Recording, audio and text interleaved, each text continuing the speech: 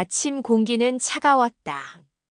나뭇잎이 바스락거리며 갈라지는 소리가 발끝을 따라왔다. 75의 무릎이 덜컥거렸지만 산길만큼은 아직 내 편이었다. 외로움이 목 뒤에서 숨을 쉬는 날에도 나는 등산화 끈을 2번 질끈 묶고 길로 나섰다. 이 길 위에서만 심장이 자기 목소리를 기억했다. 능선 아래 그늘진 바위 틈에서 낮고 얇은 울음소리가 새어나왔다. 처음엔 바람 소리려니 하고 지나치려다 다시 한 번 더 또렷했다. 나는 허리를 숙였다. 흙빛 사이로 보송보송한 흰 털이 떨리고 있었다. 한쪽 뒷다리가 어색하게 접혀 있고 가느다란 숨이 목에서 걸렸다. 눈동자는 젖은 번갯빛이었다. 두려움 그리고 살고 싶다는 의지가 동시에 흔들렸다. 나는 손을 내밀었다.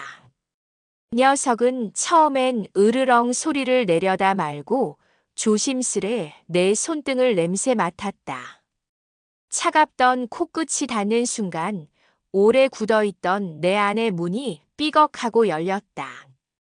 이놈아, 여기서 얼마나 버틴 거냐? 말이 저절로 나왔다. 녀석은 내 엄지손가락에 턱을 기대더니 아주 작게 꼬리를 흔들었다. 그 미세한 흔들림이 내 결심을 밀어 올렸다.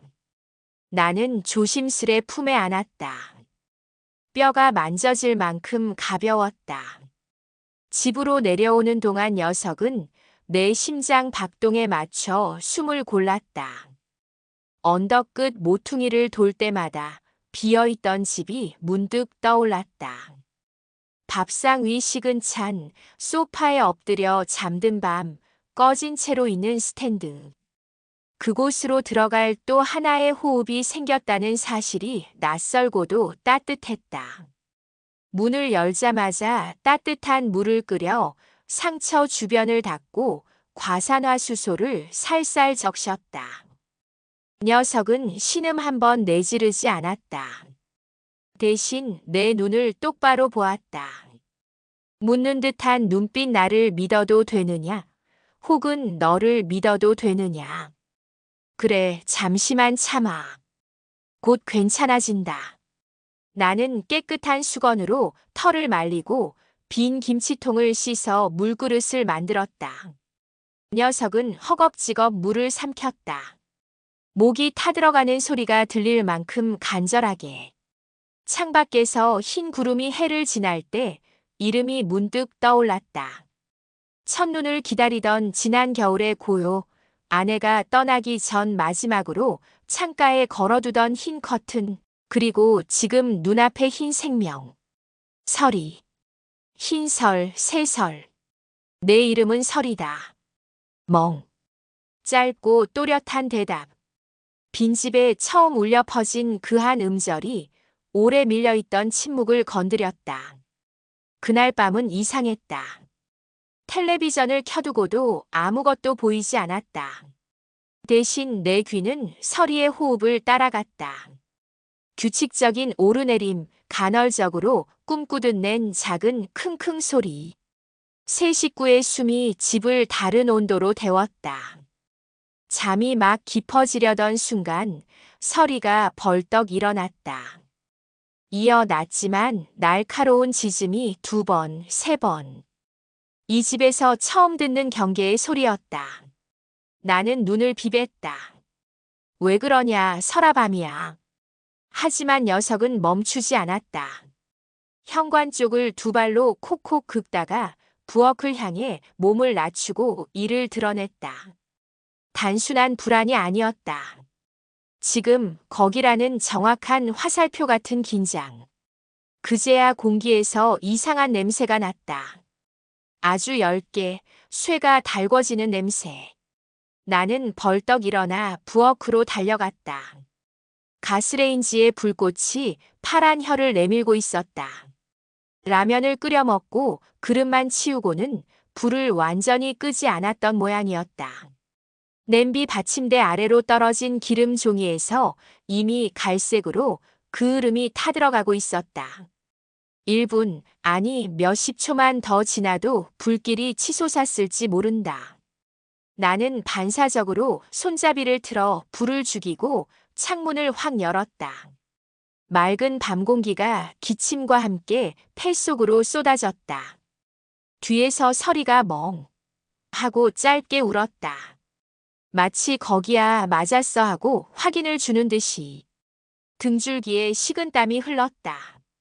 목덜미까지 올라온 뜨거움이 서서히 빠져나갔다. 나는 한참을 벽에 기대 서 있었다. 손끝이 떨렸다. 그리고 갑자기 늦게 찾아온 두려움이 밀려왔다. 만약이라는 문장. 만약 서리가 짖지 않았다면. 만약 내가 그냥 잤다면. 이 집은 내일 없었을지도 모른다. 설아, 내가 살렸다. 이 늙은이를. 내 목소리가 부엌 타일에서 되돌아왔다. 나는 무릎을 꿇고 서리를 안았다. 녀석은 혀로 내 손등을 핥았다. 짠맛이 났다. 땀인지 눈물인지 모를 맛. 그 이후로 집안의 소리가 바뀌었다.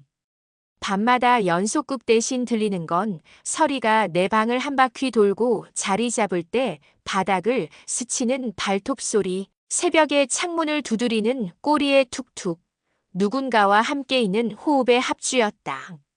나는 하루의 끝에서 2번 기도했다. 하나는 아내에게, 하나는 서리에게. 오늘도 무사히 지나가게 해줘서 고맙다. 다음 날 마을 입구 슈퍼에서 건 사료를 개봉하자 고소한 냄새가 퍼졌다. 주인 아줌마가 눈을 동그랗게 뜨고 물었다. 아이고, 철수 어르신이 강아지를요? 웬일이래요? 산에서 다쳐 있길래 데려왔지. 이름은 설이야. 어머, 이름 참 곱다. 표정 보니 서로 마음이 딱 맞았나 보네. 나는 웃었다. 오래 잊고 있던 표정이 슈퍼의 비닐 문 사이로 스스로 걸어 나왔다. 사람과 말을 섞고 이름을 부르고 이름으로 불리는 일. 그 사소한 교류가 이렇게 몸을 가볍게 할 줄 몰랐다. 저녁이 되자 서리는 내 발치에 턱을 괴고 창밖을 보았다. 골목가 전봇대에 불이 켜지고 늙은 감나무에서 까치가 2번 울었다. 나는 문득 어젯밤 파란 불꽃을 떠올렸다. 기적이라는 말은 과장이었을까? 어쩌면 우연일지도 모른다.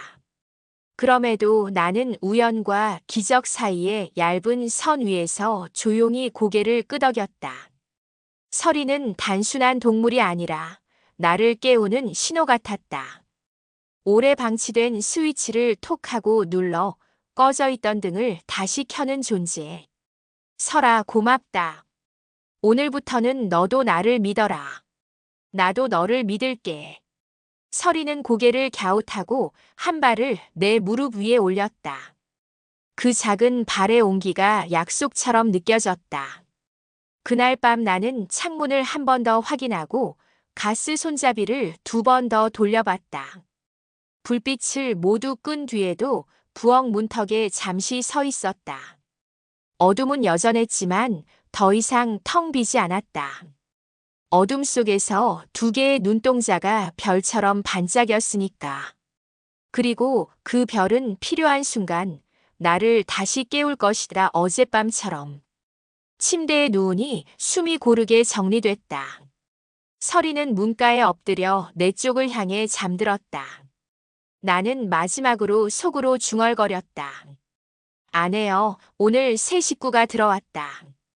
이름은 설이다. 내일 아침에도 그 다음 아침에도 이 녀석과 함께 일어나 보겠다. 그렇게 내 늙은 삶은 아주 작은 소리 한 마리의 짖음로 다시 시작되었다. 그리고 나는 아직 모른다. 이 짖음이 앞으로 얼마나 많은 밤을, 얼마나 많은 사람의 숨을 지켜낼지. 다만 확실한 건 하나. 어젯밤 불길은 서리의 목소리에서 멈췄다는 사실이다.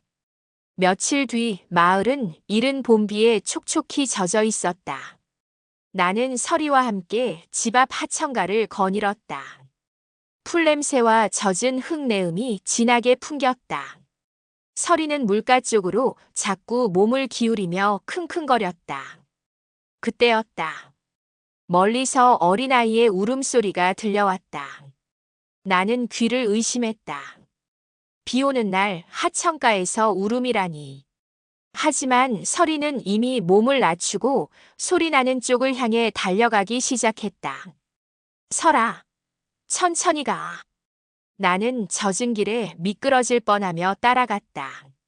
물살이 불어난 하천 가장자리, 작은 발이 미끄러져 물에 빠진 꼬마가 허우적거리고 있었다. 마을 김신의 손자였다. 아이는 이미 겁에 질려 물을 마시며 몸을 버둥거렸다. 서리는 곧장 물가로 뛰어들었다. 순간 나는 심장이 멎는 줄 알았다. 저 작은 몸으로 무슨 수로 아이를 구하겠다고. 그러나 서리는 본능처럼 움직였다. 아이의 옷자락을 이빨로 물고 버티듯 발톱으로 물가에 돌을 긁었다. 살려주세요. 아이가. 내가 목청껏 외치자 근처에서 장사하던 동네 사람들이 달려왔다. 몇 명이 급히 줄을 이어 잡고 다른 이는 긴 막대기를 뻗어 아이를 붙잡았다. 서리가 애써 머리를 들어올린 덕분에 아이는 간신히 사람 손에 닿았다. 모두가 합세해 결국 아이를 끌어냈다. 아이의 몸에서 물이 쏟아지자 주위가 술렁였다. 울음 섞인 기침이 터져 나오자 그제야 사람들은 안도의 한숨을 내쉬었다. 살았다, 살아있어. 아이의 할머니는 아이를 끌어안고 눈물을 흘렸다. 그러면서 옆에서 젖은 털로 벌벌 떨고 있는 서리를 바라보았다. 이게가 우리 손자를 구했어. 사람들은 놀라움과 감탄으로 입을 다물지 못했다. 보통 개가 아니네, 저건. 저 눈빛 봐. 그냥 짖는 게 아니라 뭔가 아는 것 같아. 그 순간 군중 사이에서 까칠한 목소리가 날아들었다. 우연일 뿐이지. 걔가 사람 목숨을 구한다니 말도 안 돼. 모두가 돌아보니 동네의 고집쟁이 박노인이 팔짱을 낀 채 서 있었다. 그는 원래 동네 모임에도 잘 끼지 않고 남의 집 일에는 늘 시큰둥하게 반응하던 인물이었다. 하필이면 걔를 집에 들이다니 사고라도 나면 어쩔 거야. 늙은이가 걔의 정신이 팔려서 뭘 제대로 하겠어. 나는 순간 속이 뜨끔했지만 서리의 떨리는 몸을 감싸 안으며 대꾸했다. 아니요, 박 형님. 오늘은 다들 보셨잖아요. 이놈 아니었으면 애는 이미. 말을 잇지 못했다. 사실은 내가 누구보다 더 놀라고 있었다. 서리가 없었다면 나는 그 울음소리를 무심히 지나쳤을지도 모른다. 아니면 너무 늦게 발견했을지도. 사람들은 서로 눈치를 보다가 한 목소리로 서리를 칭찬했다. 아이의 할머니는 내 손을 꼭 잡았다. 정말 고맙습니다. 아저씨도 이게도 은인입니다. 나는 고개를 끄덕이며 서리의 머리를 쓰다듬었다. 녀석은 여전히 숨을 몰아쉬고 있었지만 눈빛만은 맑고 단단했다. 마치 이제 괜찮지? 하고 나를 확인하는 듯 했다. 그날 저녁 마을 슈퍼 앞 평상에선 하루 종일 서리 이야기가 화제였다. 아이를 구한 게 영특한 눈빛, 지짐 하나에도 뜻이 있다는 말까지 나왔다. 사람들은 하나둘 서리는 그냥 강아지가 아니라 지킴이라고 불렀다. 하지만 박 노인의 차가운 목소리는 아직 귀에 맴돌았다. 깨 따위에 혹하지 마라. 언젠간 탈이 날 게다. 나는 서리의 등을 토닥이며 속으로 중얼거렸다. 우연이라고? 아니다. 저 눈빛을 본 사람은 알 거다. 서리는 우연이 아니다. 이 녀석은 이유가 있어서 내게 온 거다. 그날 밤 서리는 피곤했는지 내 발치에 꼭 붙어 잠들었다. 나는 녀석의 숨결을 들으며 오래오래 천장을 바라보았다. 마음속엔 이상한 확신이 피어올랐다. 오늘은 시작일 뿐, 이 녀석은 앞으로도 많은 걸 보여줄 거라는 예감. 그리고 언젠가 박 노인조차 그 사실을 인정하게 되리라는 예감 말이다. 그날은 아침부터 이상했다. 봄비라 하기엔 하늘이 지나치게 어두웠다. 먹구름이 낮게 깔리더니 오후부터 굵은 빗방울이 쏟아졌다. 빗줄기는 점점 굵어지고 마을 앞산의 계곡은 순식간에 거친 물소리로 변했다. 저녁 무렵 나는 창문에 귀를 기울였다. 쏴쏴 바람과 빗소리가 뒤섞여 불길한 기운을 퍼뜨렸다. 그때 서리가 갑자기 대문 앞을 긁기 시작했다. 평소와 달리 낮은 으르렁 소리를 섞으며 안절부절 못했다. 왜 그러냐, 설아. 바깥은 비바람인데. 서리는 내 말을 듣지 않았다. 대문을 발로 차듯 긁고 다시 나를 향해 와서는 짚고 또 문 쪽으로 뛰어갔다. 단순히 산책을 나가고 싶은 게 아니었다. 뭔가 다급했다. 나는 불길한 마음에 우비를 걸쳤다. 그래, 알았다. 같이 나가보자. 대문을 열자 거센 바람이 몸을 휘청이게 했다. 서리는 곧장 골목 위쪽으로 뛰어올랐다. 그 길은 마을 사람들이 자주 오가는 작은 산길이었다. 나는 젖은 흙길을 미끄러지듯 따라갔다. 산 중턱에 다다르자 믿기 어려운 광경이 펼쳐졌다. 흙이 비에 젖어 무너져 내리기 시작하고 있었던 것이다. 산사태였다. 아직 마을 쪽까지 내려오진 않았지만 무너져 내리는 속도는 눈에 띄게 빨라졌다. 문제는 그 길 아래쪽에 마을 회관이 있다는 것이었다. 그날따라 몇몇 노인들이 회관에서 장기를 두고 있었다. 서리는 그 방향을 향해 계속 짖었다. 소리가 빗소리를 뚫고 퍼졌다. 나는 그제야 상황을 깨달았다. 저놈 마을 사람들한테 알려야 한다는 걸 아는 거야. 나는 정신없이 회관으로 달려갔다. 문을 벌컥 열고 외쳤다. 큰일 났소. 산이 무너져 내려오고 있어. 처음엔 다들 믿지 못했다. 하지만 서리가 이어서 문 앞까지 뛰어와 격렬하게 지저대자 사람들의 표정이 굳었다. 빗물에 흙탕물이 섞여 골목 아래까지 흘러내리는 걸 본 순간 모두가 자리에서 벌떡 일어났다. 마을 사람들은 우왕좌왕했지만 서리가 앞장서 달리자 본능적으로 뒤를 따랐다. 녀석은 가장 안전한 골목길로 사람들을 이끌었다.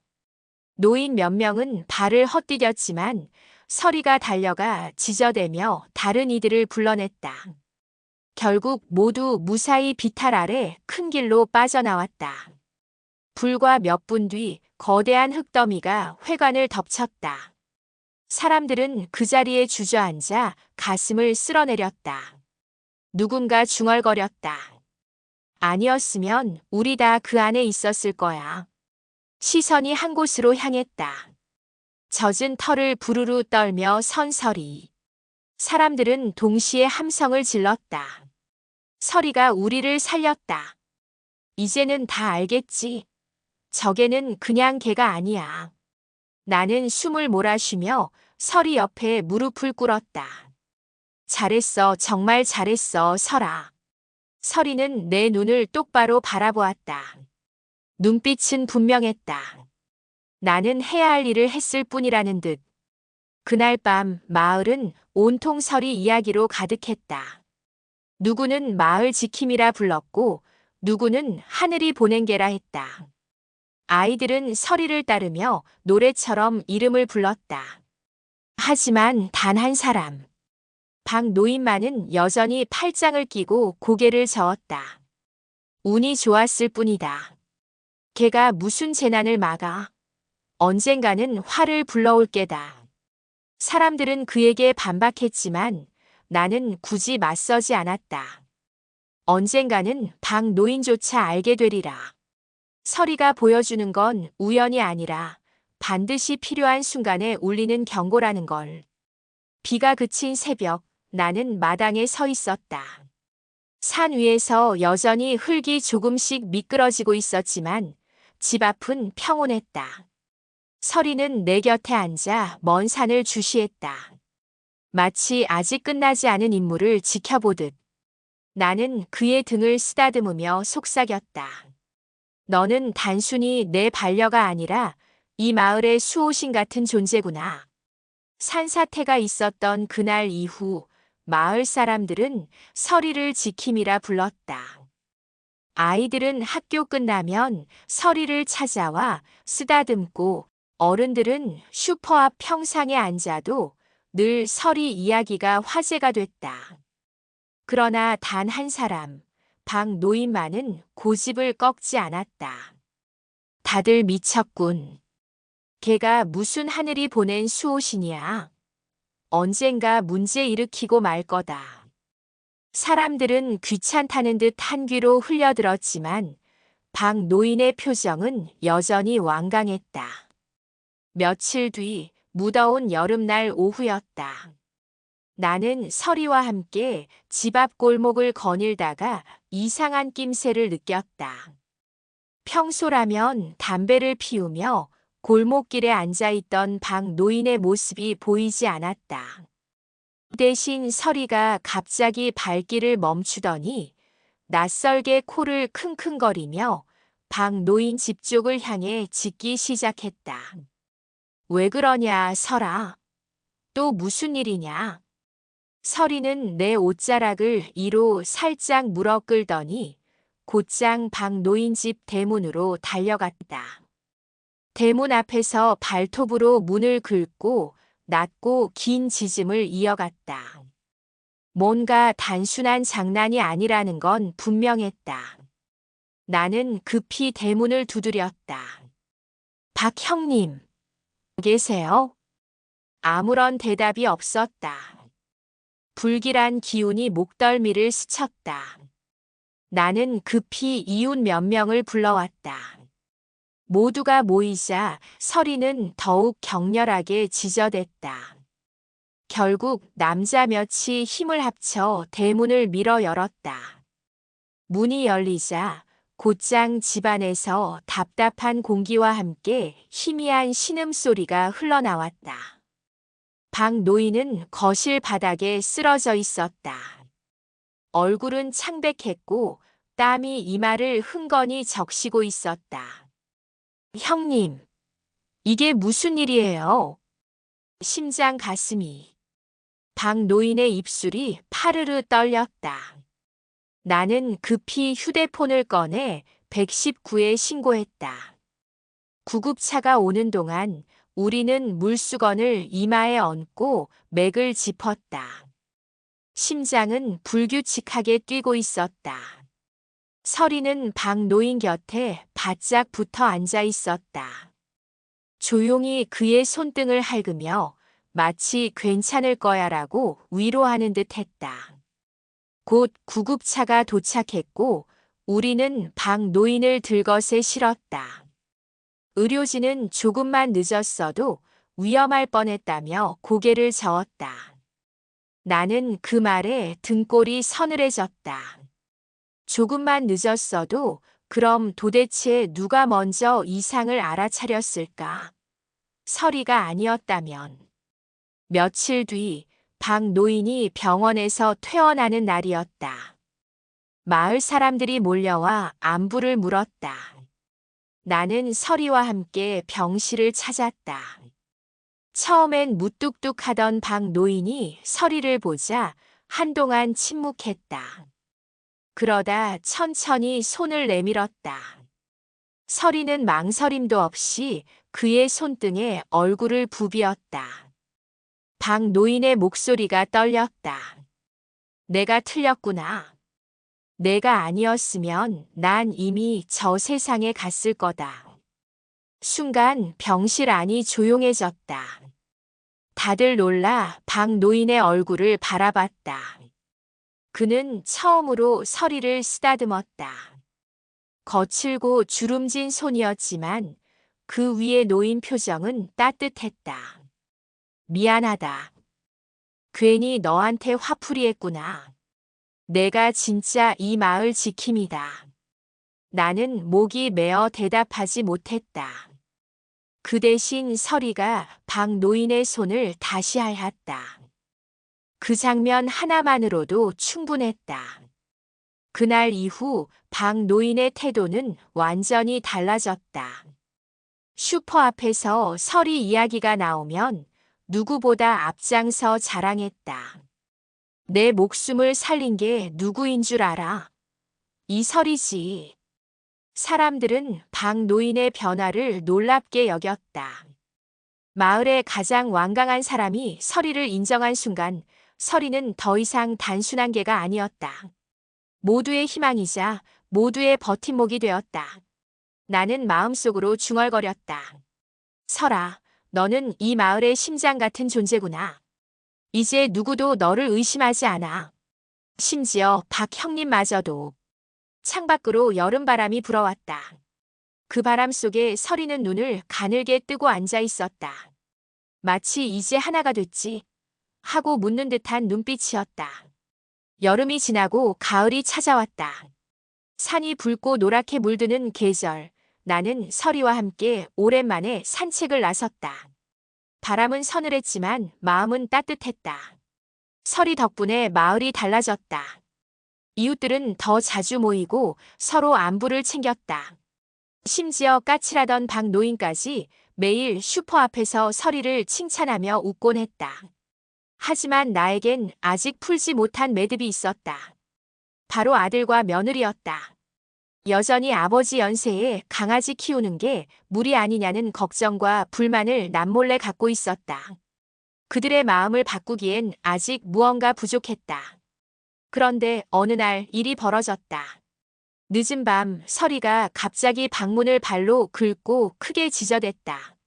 나는 화들짝 놀라 현관문을 열었더니 바로 앞 골목에서 연기가 솟구치고 있었다. 이웃의 창고에 불이 난 것이다. 나는 서둘러 소방서에 신고했고 동시에 이웃들을 깨웠다. 다행히 불은 크게 번지지 않고 금방 잡혔지만 그 과정에서 서리가 사람들을 재빨리 불러내는 역할을 톡톡히 했다. 이 사건 이후 아들과 며느리도 더 이상 할 말이 없었다. 그들은 불길 앞에서 허둥대던 이웃들이 서리를 안고 우는 모습을 직접 보았다. 며칠 후 아들이 조심스레 말했다. 아버지 서리가 그냥 반려견이 아니라는 걸 이제 알겠어요. 저도 민호도 사실 서리한테 많이 의지하고 있네요. 며느리도 고개를 끄덕이며 덧붙였다. 아버님 죄송해요. 괜히 걱정만 앞세웠던 것 같아요. 사실 서리가 오고 난 뒤로 아버님 표정이 달라졌다는 걸 우리도 느껴요. 나는 미소를 지으며 서리의 머리를 쓰다듬었다. 녀석은 마치 모든 걸 이해한다는 듯 꼬리를 살랑거렸다. 며칠 뒤 우리는 모두 함께 산행을 나섰다. 나와 설이, 아들 준호와 며느리 지영, 그리고 손자 민호. 오랜만에 다섯이 줄지어 걷는 길은 왠지 오래 전 가족 나들이를 떠올리게 했다. 민호는 앞에서 설이와 달리며 소리쳤다. 할아버지, 빨리 와요. 설이가 길을 안내해줘요. 나는 헉헉대며 뒤따랐지만 마음만은 날아갈 듯 가벼웠다. 아들도 내 옆에서 발을 맞췄다. 아버지, 이렇게 같이 걷는 게 정말 오랜만이네요. 그래. 너도 어릴 때는 나랑 산에 잘 올랐지. 맞아요. 그때 생각이 나네요. 정상에 도착했을 때 황금빛 햇살이 산줄기를 가득 물들였다. 모두가 숨을 고르며 그 장관을 바라보았다. 서리는 바위 위에 올라 꼬리를 흔들며 우리를 지켜보고 있었다. 나는 가족을 둘러보며 천천히 입을 열었다. 이 녀석 덕분에 우리가 다시 이렇게 모였구나. 나 혼자였다면 상상도 못했을 거다. 서리가 우리 모두를 이어준 거야. 민호가 환하게 웃으며 외쳤다. 서리는 우리 가족이에요. 앞으로도 영원히 같이 살아요. 아들과 며느리도 미소 지으며 고개를 끄덕였다. 박 노인도 함께 산에 올랐는데 그 역시 서리를 쓰다듬으며 말했다. 철수 영감 인정하네. 이놈은 그냥 개가 아니야. 내 목숨도 살렸고 이제는 내 가족까지 묶어줬으니 하늘이 보낸 녀석이지. 나는 목이 메어 더는 말을 잇지 못했다. 그저 서리를 끌어안고 가족들과 나란히 서서 붉은 석양을 바라보았다. 바람은 차가웠지만 그 순간만큼은 누구도 외롭지 않았다. 오늘 이야기가 마음에 와 닿으셨나요? 가끔은 작은 인연 하나가 우리의 삶을 바꾸기도 합니다. 이 늙은 할아버지의 곁에 온 작은 강아지 서리처럼요. 앞으로도 여러분의 마음을 따뜻하게 채워줄 이야기들을 전해드릴게요. 구독과 좋아요, 그리고 알림 설정으로 함께 해주시면 더 많은 이야기를 놓치지 않고 만나실 수 있습니다.